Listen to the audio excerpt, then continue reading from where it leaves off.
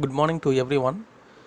In this lecture, EC8691 microprocessors and microcontroller, Unit 1, the 8086 microprocessor.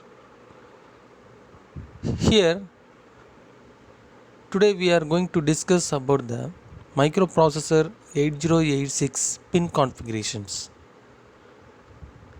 In the 8086 was the first 16-bit microprocessor available in 40-pin dual inline package chip.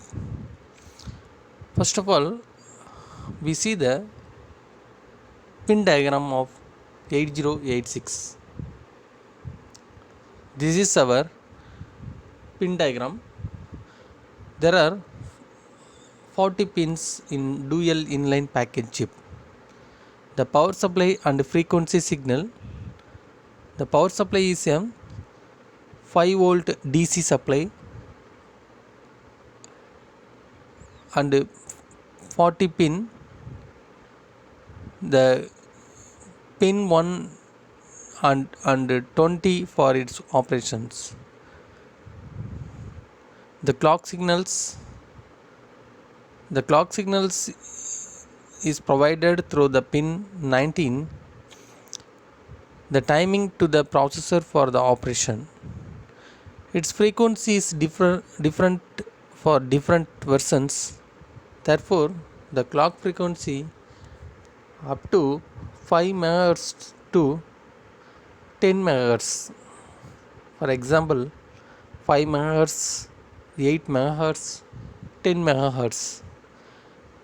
And the AD0 to AD15. This is a address and data buses 0 to 15. These are 16 address data buses. AD0 to AD7 carries the lower order byte of data. AD8 to AD15 is a carries a higher order byte of data.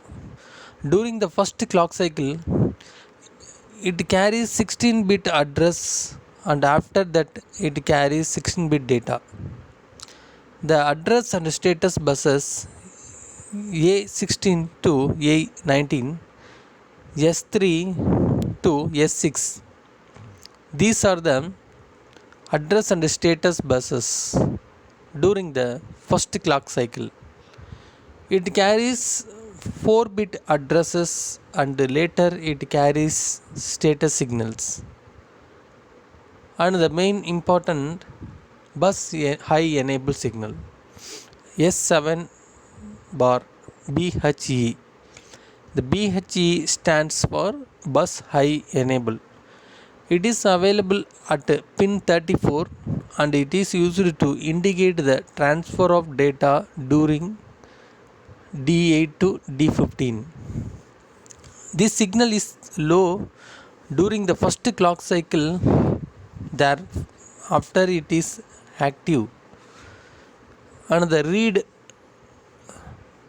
it is available at pin 32 and it is used to read the signal for read operation. And ready, it is a pin number 22. It is acknowledgement signal from input and output device that the data is transferred. It is an active high signals. When it is high, it indicates that device is ready to transfer the data. When it is low, it indicates the wait status. And the reset pin available in pin number 21 and it is used to restart the execution. It causes the processor to immediately terminate its present activity. This signal is active high for the first 4 clock cycles to reset the microprocessor. And then non-maskable interrupt NMI. In this pin available in pin number 17. It is an edge trigger input which causes an input interrupt request to the microprocessor. Over the time, The test signal is available in the pin number 23. When this signal is high, then the processor has to wait for ideal state. Similarly, else the execution continues. And the minimum and maximum pin number 33, it indicates the what mode the processor to operate in. When it is high, it work in the minimum mode. And the interrupt acknowledgement pin number 24, when the microprocessor receive the signals, it acknowledgement the interrupt. And then the address latch enable is available at the pin number 25. In this ALU, a positive pulse is generated each time of the processor begins any operation. This signal indicates the availability of a valid address on the address and data lines. So, in these 40 pins, we have to function the different signals in the microprocessor to execute the operation of the functional instructions to more efficient effective output to the interfaces devices.